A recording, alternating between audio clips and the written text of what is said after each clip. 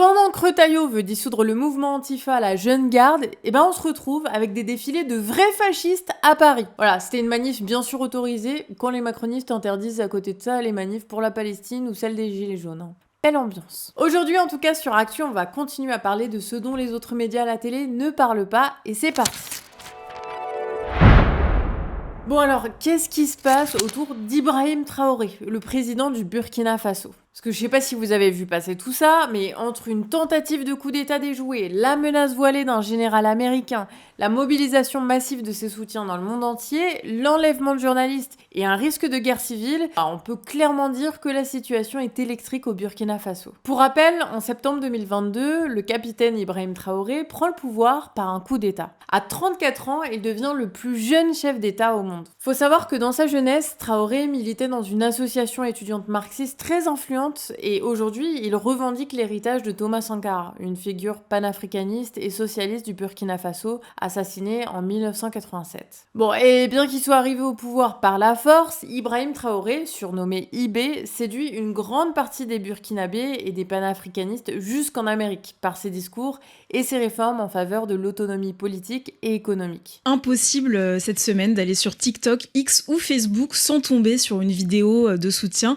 au capitaine Ibrahim Traoré, et certaines dépassent le million de vues. Sur TikTok, le format est toujours le même. Des internautes parlent face caméra et décrivent à coups de superlatifs l'action politique héroïque, selon eux, du président de la transition. Alors, dans la vidéo d'un TikToker américain qui a fait plus d'1 million de vues, on peut entendre dire sur un ton menaçant « Maintenant, ça suffit, s'il arrive quoi que ce soit à ce grand président africain, vous entendrez parler de nous ». Et ce qui rend cette tendance inédite, c'est qu'elle dépasse largement les frontières du Burkina Faso. Parmi ces relais, on retrouve de nombreux Américains et des ressortissants de pays africains anglophones. Le rappeur ghanéen Sarkodie, l'un des artistes africains les plus influents, a tweeté vendredi dernier que Dieu protège Ibrahim Traoré, une publication vue plus de 5 millions de fois. Et sur X, le capitaine était encore au top des sujets les plus commentés hier, avec plus de 70 000 tweets. Sur le plan militaire, il a expulsé les troupes françaises présentes dans le pays. D'ailleurs, je ne sais pas si vous vous rappelez de la réaction de Macron en début d'année. Je crois qu'on a oublié de nous dire merci. C'est pas grave, ça viendra avec le temps. L'ingratitude, je suis bien placé pour le savoir, c'est une maladie non transmissible à l'homme. Mais je le dis pour tous les gouvernants africains qui n'ont pas eu le courage, vis-à-vis de leurs opinions publiques, de le porter, aucun d'entre eux ne serait aujourd'hui avec un pays souverain si l'armée française ne s'était pas déployée dans cette région. En fait, Traoré reproche à la France de contrôler son accès aux armes, ce qu'il explique dans une interview. Aujourd'hui, avec la Russie, la relation est d'abord stratégique. Ça, je pense que vous le comprenez beaucoup mieux que nous. Et avec la Russie, il n'y a pas cet équipement que nous souhaitons payer avec eux, qu'ils ne vendent pas. Les autres nous font des restrictions. Ils vous disent que vous ne pouvez pas acheter ce type d'armes. Bien sûr. Or, les Russes vous vendent tout ce que vous voulez. Tout ce qu'on veut. Jusqu'à l'instant T où je vous parle, on nous bloque des licences de certains avions. Il y a des types d'armes qu'ils ne vont jamais nous vendre. Et comment on vous l'explique, ces restrictions? Ça vous, je pose la question, où est l'amitié? Qu'est-ce qu'ils veulent? Il y a beaucoup de pays, les Russes, les Chinois, les Turcs, les Coréens, ainsi de suite. Il n'y a aucune restriction. Avec l'Iran, tout ce qu'on veut, ils vont nous faire le point. Si on peut payer, on paye. Mais avec ces États qui étaient là, soi-disant nos amis, il y a des restrictions. Il y en a même qui sont arrivés à nous dire qu'ils ne peuvent rien nous vendre qui est létal. Ah oui? Oui. Donc vous faites la guerre, vous ne pouvez pas tuer celui qui est en oui, face les de vous. terroristes, nous tuent. Mais nous, on a peut-être le devoir de ramasser des cailloux, peut-être même le caillou est létal. De son côté, Emmanuel Macron évoque des complications administratives. Tout à l'heure aussi, au cours de l'intervention du président béninois, on a entendu dire qu'ils étaient prêts, qu'ils avaient les moyens pour acheter du matériel, mais qu'ils étaient plutôt bloqués. Qu'est-ce qui bloque en réalité? Ce qui bloque, c'est que, de manière très simple, le Bénin veut acheter des équipements. Nous avons mis en contact, ce n'est pas l'armée française qui vend ces équipements. Et il n'y a pas une tradition de fonction d'achat d'équipements militaires dans les armées béninoises. Et c'est pas... Donc nos militaires se parlent, ils ont pu définir un cahier des charges, et après il y a une volonté que je salue, qui est de ne pas passer par des intermédiaires. Et donc, ça prend du temps parce que c'est un dialogue qui se fait du coup avec un État qui n'est pas structuré pour acheter, qui n'a pas la fonction que nous avons structurée par exemple en France avec une délégation générale à l'armement, Vous avez des équipes qui préparent des programmes, qui structurent la relation avec les industriels.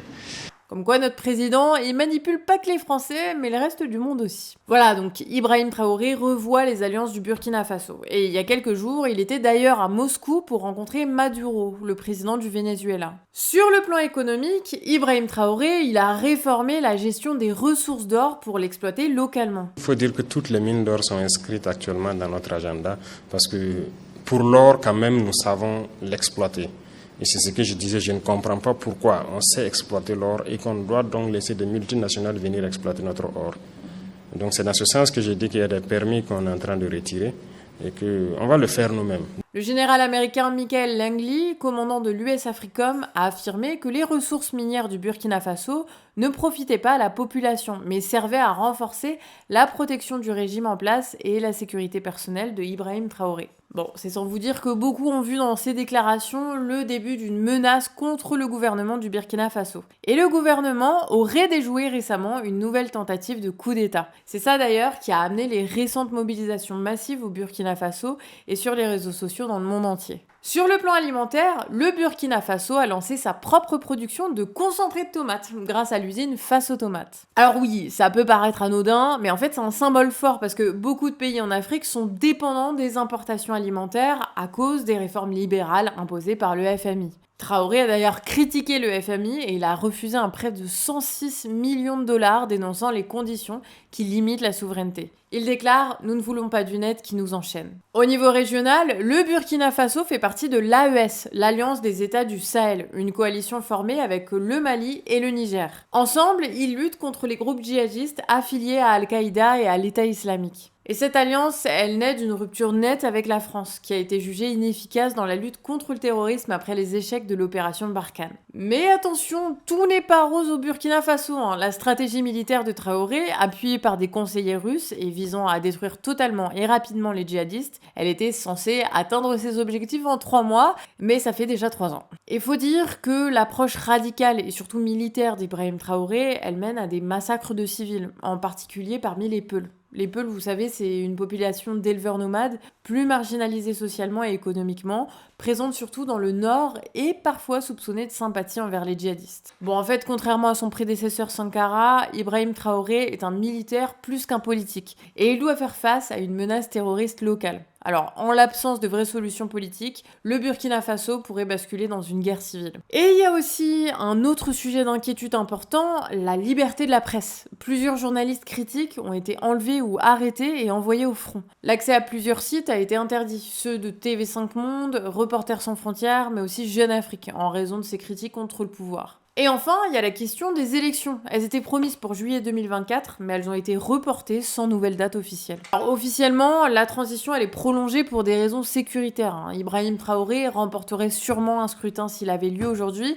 mais il préfère éviter d'ouvrir le jeu politique. Voilà, donc aujourd'hui, le Burkina Faso est clairement un tournant entre l'espoir de l'émancipation politique et économique ou le danger d'une instabilité prolongée. On suit ça de très près pour vous et on vous dira dans quelle direction les choses évoluent. Dimanche, il y a eu des milliers de manifestants rassemblés à Paris pour rendre hommage à Aboubacar Cissé, sauvagement assassiné dans sa mosquée pendant la prière. Et pour rappel, le procureur a écarté la piste islamophobe, alors que le meurtrier proférait clairement des insultes islamophobes en poignardant sa victime. Donc on a un État qui nie les causes du drame, et du coup, on réclame justice pour Aboubacar, qui est mort de l'islamophobie entretenue par les médias et les politiciens. Parce que eux, ils ont tout intérêt à nous présenter un fait divers, parce qu'ils savent que l'islamophobie les incrimine directement. Et c'est pour rétablir cette vérité que des milliers de personnes ont marché à Paris dimanche. Et faudra continuer à marcher parce que l'État bougera pas le petit doigt tout seul, et parce qu'on veut pas attendre qu'un ou qu'une des nôtres tombe pour agir. C'était Monteur décolonial en montage de cette vidéo, il s'est aussi occupé de l'actu sur le Burkina Faso. Sur ce, moi je vous dis des bisous et à demain même heure pour votre prochaine actu réfractaire. Ciao.